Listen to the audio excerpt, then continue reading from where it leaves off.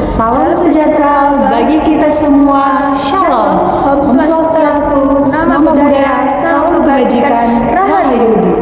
Kami dari Universitas 17 Agustus 1945 Surabaya, Dari Fakultas Ilmu Sosial dan Ilmu Politik, Prodi Administrasi Publik. video ini dibuat untuk memenuhi tugas evaluasi tengah semester Dengan mata kuliah Hukum Administrasi Negara dengan dosen pengaku Bapak Edi Wahyudi, SH, FSI. Perkenalkan, nama saya Salsabila Putri Utsfa Habibah dengan NIM 11124000092.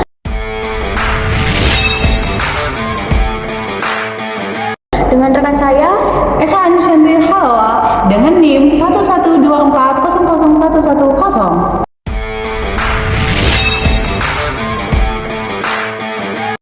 materi yang pertama, kita akan menjelaskan hukum administrasi negara. Definisi apa yang dimaksud dengan hukum administrasi negara adalah suatu cabang hukum publik yang mengatur hubungan antara negara dengan warga negara melalui lembaga-lembaga administrasi negara, mengatur bagaimana pemerintah menjalankan tugas-tugas administratif sesuai dengan hukum.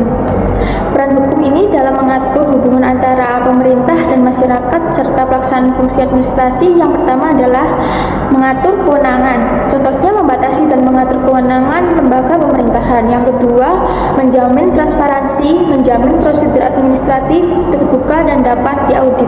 Yang ketiga, memberikan perlindungan hukum, contohnya memberikan perlindungan kepada masyarakat dari tindakan administratif yang sewenang-wenang. Materi yang kedua, ruang lingkup hukum administrasi negara. Contoh mengenai ruang lingkup hukum administrasi negara seperti pembagian kewenangan antara lembaga pemerintahan, pembuatan kebijakan, dan pelaksanaan kebijakan. 1. Fungsi pemerintahan, pelaksanaan tugas administrasi sehari-hari oleh pejabat publik. Kedua, lembaga administrasi negara meliputi kementerian, badan-badan pemerintahan, dan lembaga independen. Ketiga, proses pembuatan keputusan administratif, aturan-aturan yang harus diikuti ketika membuat keputusan yang mempengaruhi warga negara. Keempat, tanggung jawab dan akuntabilitas, memastikan bahwa tindakan administrasi sesuai dengan hukum dan dapat dipertanggungjawabkan. Dan bagaimana hukum melindungi hak-hak dari warga negara dari tindakan pemerintahan yang sewenang-wenang, yaitu perlindungan hak warga negara merupakan aspek penting dalam hukum administrasi negara, memberikan mekanisme untuk menuntut keadilan yang mempunyai larangan melaranggunakan wewenang, yaitu pasal 17 Undang-Undang Administrasi Publik secara tegas melarang badan atau pejabat pemerintahan menyalahgunakan wewenang.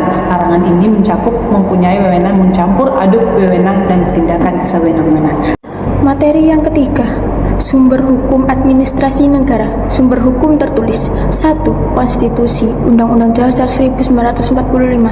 Yang kedua, undang-undang. Contohnya seperti Undang-Undang Nomor 30 Tahun 2014 tentang administrasi pemerintahan. Yang ketiga, peraturan pemerintahan. Contohnya peraturan pemerintahan Nomor 27 Tahun 2014 tentang pengelolaan barang milik negara. Yang keempat, keputusan presiden. Yang kelima, peraturan menteri dan peraturan daerah. Sumber hukum tidak tertulis. 1.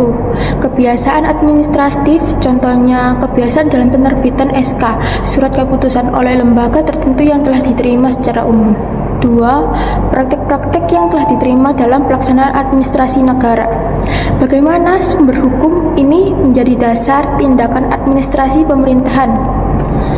Contohnya, dalam administrasi pemerintahan, sumber hukum menjadi dasar atau landasan yang memberikan legitimasi bagi tindakan administrasi yang dilakukan oleh pejabat atau instansi pemerintahan. Sumber hukum inilah yang menentukan apa yang boleh dan tidak boleh dilakukan oleh pemerintah, serta mengatur hak dan kewajiban mereka dalam menjalankan tugas-tugas administrasi publik. Sumber hukum ini memastikan bahwa tindakan administrasi pemerintahan berjalan dalam koridor hukum dan melindungi hak-hak masyarakat. Sekarang kita akan masuk ke materi yang keempat mengenai prinsip-prinsip hukum administrasi negara. Di sini diberi 5 paparan prinsip-prinsip hukum administrasi negara seperti yang pertama, prinsip legalitas, yang dimana prinsip ini semua tindakan administrasi negara harus berdasarkan hukum yang berlaku. Nah, sekarang kita akan masuk ke prinsip yang kedua, yaitu prinsip prosedural, yang dimana prinsip prosedural ini administrasi negara harus mengikuti prosedural yang jelas dan sesuai aturan dalam setiap keputusan.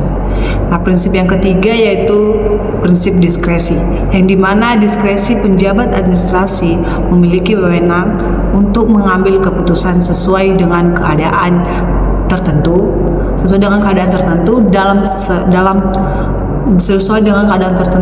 namun tetap dalam koridor hukum. Prinsip yang keempat yaitu prinsip akuntabilitas, yang dimana prinsip akuntabilitas ini setiap tindakan administrasi harus dapat dipertanggungjawabkan. Yang terakhir prinsip transparansi, yang dimana semua keputusan administrasi negara harus dilakukan secara terbuka dan jelas bagi publik. Nah, sekarang kita akan masuk contoh-contoh penerapan prinsip-prinsip tersebut dalam kegiatan pemerintahan, yang dimana ini juga dibagi 5, yaitu prinsip yang pertama yaitu contoh prinsip legalitas. Nah, di sini contohnya memberikan izin usaha harus berdasarkan peraturan yang sah, seperti undang-undang dan peraturan daerah yang berlaku. Nah, contoh yang kedua yaitu prinsip diskresi, yang dimana contohnya seorang bupati dapat memberikan kebijakan diskresi dalam hal pemberian bantuan darurat kepada masyarakat terdampak bencana. Sekarang kita akan masuk ke contoh yang ketiga yaitu prinsip akuntabilitas, yang dimana contohnya penjabat publik harus bertanggung jawab atas setiap keputusan dan tindakan yang diambil. Nah, sekarang kita akan masuk contoh yang keempat yaitu prinsip transparansi. Nah, contoh prinsip transparansi ini yaitu informasi tentang proses dan keputusan administratif harus terbuka bagi masyarakat agar dapat diawasi. Kita akan membahas materi yang kelima, hubungan hukum administrasi negara dengan hukum tata negara. Perbedaan dan keterkaitan antara hukum administrasi negara yang mengatur pelaksanaan tugas pemerintahan dan hukum tata negara yang mengatur struktur dan fungsi lembaga negara. Yang pertama ada subjek pengaturan. Hukum tata negara mengatur struktur dan fungsi lembaga-lembaga negara, contohnya seperti presiden, DPR, MPR, dan lain-lain. Kalau hukum administrasi negara mengatur pelaksanaan tugas pemerintahan oleh aparatur negara dan hubungan dengan warga negara. Yang kedua ada sifat. Hukum tata negara itu normatif, mengatur tentang kerangka dasar negara. Kalau hukum administrasi negara fungsional, mengatur tentang implementasi kebijakan dan administrasi sehari-hari. Yang ketiga ada ruang lingkup. Hukum administrasi negara bersifat makro, mencakup keseluruhan sistem ketatanegaraan. Hukum administrasi negara bersifat mikro, terkait dengan kegiatan administrasi harian administrasi negara dan layanan publik. Contoh bagaimana kedua bidang hukum ini saling melengkapi dalam praktik pemerintahan. Tata negara sebagai dasar legalitas. Hukum administrasi negara membutuhkan landasan dari hukum tata negara untuk memberikan kewenangan yang sah bagi lembaga eksekutif dan aparatur pemerintahan. Yang kedua, administrasi negara sebagai pelaksana hukum. Hukum administrasi negara berperan dalam mengimplementasikan aturan-aturan yang dibuat berdasarkan kerangka hukum tata negara. Kita akan masuk materi yang keenam yaitu fungsi dan peran administrasi negara, yang bagaimana administrasi negara berfungsi sebagai pelaksanaan kebijakan, pembuatan peraturan pelaksanaan, dan penyediaan layanan publik. Fungsi utama undang-undang administrasi negara adalah melaksanakan undang-undang yang ditetapkan oleh badan legislatif, pembuatan keputusan administratif.